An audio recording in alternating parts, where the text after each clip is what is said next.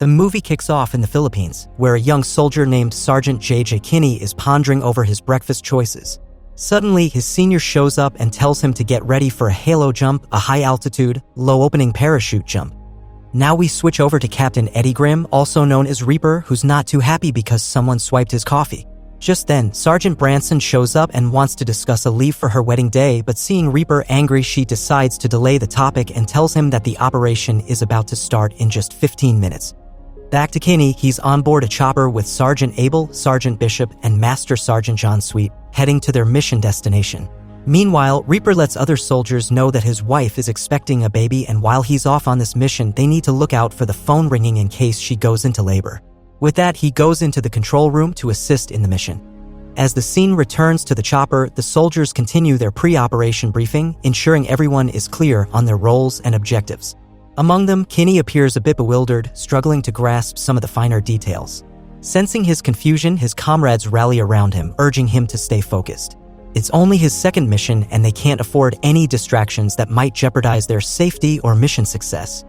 With their preparations complete, they leap from the chopper into the vast expanse below, each soldier executing their halo jump with precision. However, as they descend, Kinney encounters unexpected difficulty with his parachute.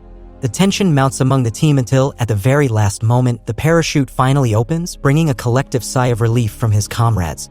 Meanwhile, stationed back at the base, Branson and Reaper work tirelessly to support the team on the ground.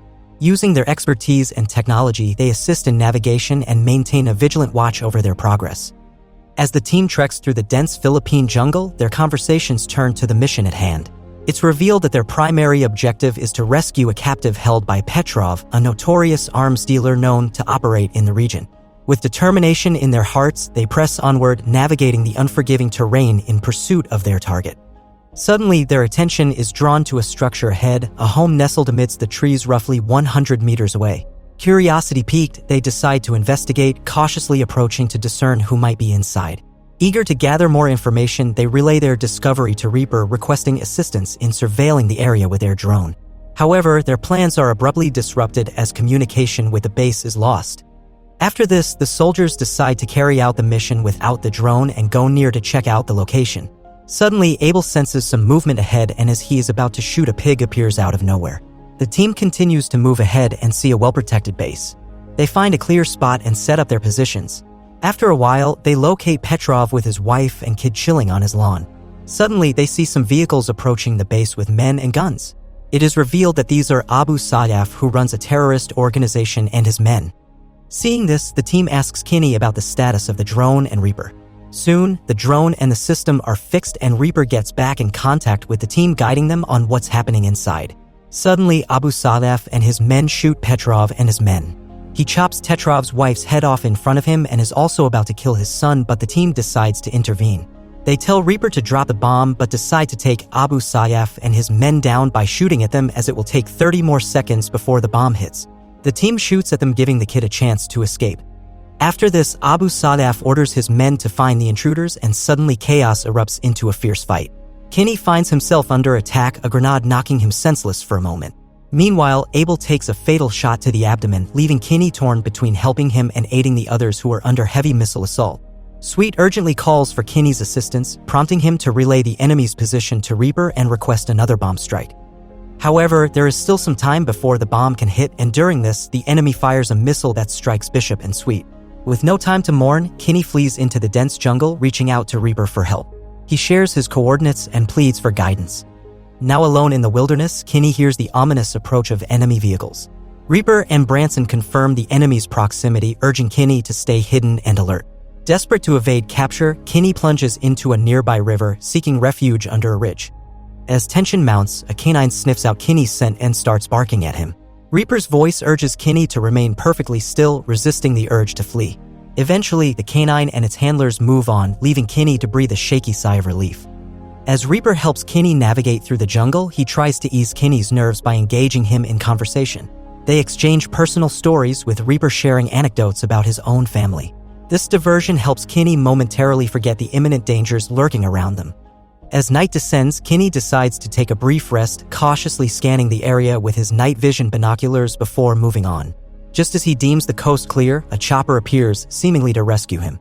However, before he can reach safety, Kinney is struck by gunfire, collapsing to the ground. Abu Sayyaf's men waste no time in launching missiles at the chopper, forcing it to retreat without Kinney. Faced with imminent danger, Kinney fights back, returning fire and urging Reaper to unleash another bomb on their attackers. Following Kinney, Reapers drops a bomb at the enemy, but as the situation grows dire, another vehicle arrives on the scene, bringing even more men and weapons into the fray. Now, with no more bombs left, Kinney pleads with Reaper for help. In a stroke of luck, a rescue jet arrives, firing missiles at the approaching vehicle, buying Kinney precious moments to flee. During this, Kinney manages to run away and everything gets quiet for a while. In the morning light, Kinney resumes his journey, determined to put the previous night's chaos behind him. Reaper, feeling responsible for the failed evacuation, offers Kinney a sincere apology, hoping to ease the tension between them. So, they find solace in sharing their personal struggles once more, providing a brief respite from the perils surrounding them. As they converse, Kinney stumbles, which sends him tumbling down a small ridge and into the river below. With Reaper's warning, Kinney braces himself as 3 armed hostiles close in on his position. Suddenly, gunfire erupts, prompting Kinney to retaliate with his pistol. But as his ammunition runs dry, Kinney is forced to flee, seeking refuge downstream. With adrenaline coursing through his veins, Kinney plunges into the cool embrace of a nearby waterfall, using its cascading waters to shield his escape. He remains submerged, allowing the current to carry him downstream to safety. However, as he emerges onto the shore, he's greeted by the menacing presence of a gun-wielding adversary. Meanwhile, Reaper and Branson find themselves unable to establish contact with Kinney, adding to the growing sense of unease and uncertainty hanging over their mission. Now, Kinney finds himself at the mercy of his captors, battered and bruised from their relentless assault.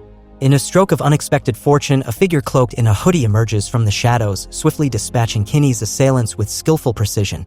To Kinney's astonishment, the mysterious savior is none other than Sergeant Sweet, presumed dead.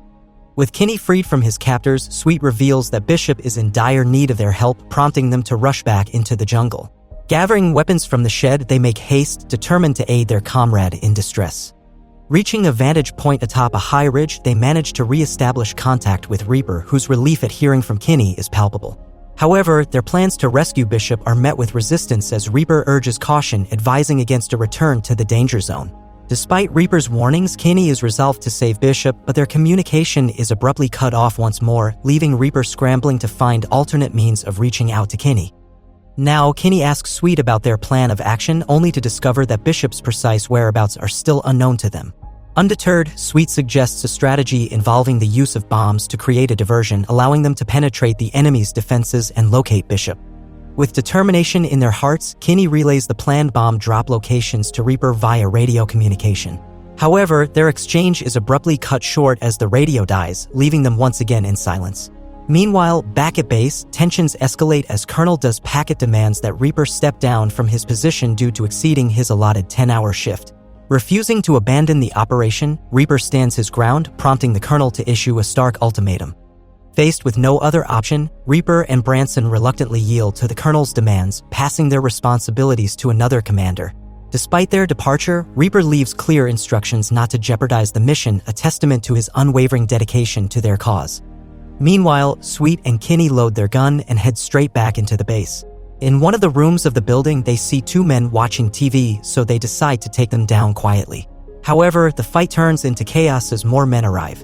Now, Sweet and Kinney team up to take down while covering up for each other.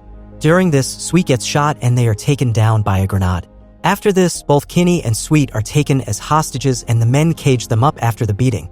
Kinney calls out for one of the men and tries to explain to him that their air force is going to bomb this area and they need to get out of there, but the man does not understand his language.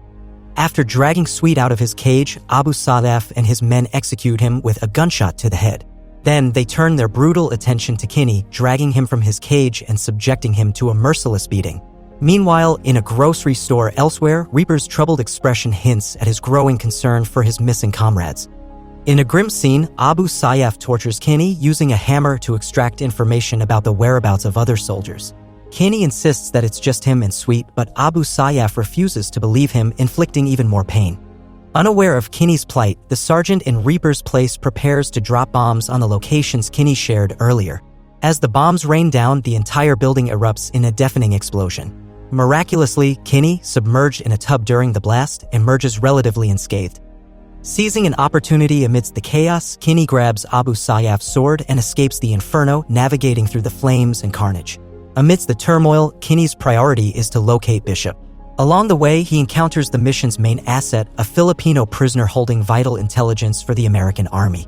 With danger lurking around every corner, Kinney now decides to navigate through the chaos to ensure their survival and retrieve the valuable information they seek. The Filipino prisoner in tow, Kinney locates Bishop amidst the chaos of the burning compound. However, their reunion is ruined by the sight of Abu Sayyaf, who is also lying there in a miserable condition and spitefully taunts Kinney. Driven by rage and determination, Kinney wields the sword and delivers a fatal blow, putting an end to Abu Sayyaf's reign of terror. With Bishop freed from his cage, Kinney wastes no time in devising an escape plan.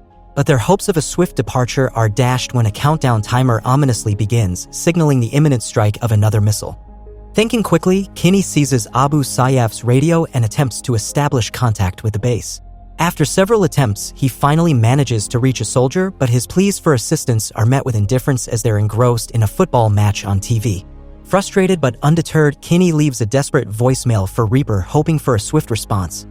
As Reaper listens to the urgent message, a surge of determination propels him into action, driving him back to the base with urgency. Despite his frantic efforts to reach the base by phone, the soldiers remain oblivious to the impending danger, absorbed in the excitement of the match. Now, with time running out, the fate of Kinney, Bishop, and the Filipino prisoner hangs precariously in the balance. With the countdown ticking away, Reaper takes decisive action upon his arrival at the base. Racing against the clock, he swiftly intervenes, instructing the sergeant in his place to abort the mission. With tense anticipation, they zoom in on the target area and relief floods over them as they spot Kinney waving back at them. A collective sigh of relief echoes through the room, and Bishop extends heartfelt gratitude to Kinney for his unwavering bravery. However, Reaper's sense of duty isn't complete yet. With a resolute stride, he marches into the lounge where the soldiers are gathered with their attention fixated on the TV. Armed with a golf club, Reaper delivers a decisive blow, smashing the TV into pieces and breaking the spell of distraction that had gripped the soldiers. Meanwhile, Kinney, Bishop, and the Filipino asset are safely rescued and brought back to the base.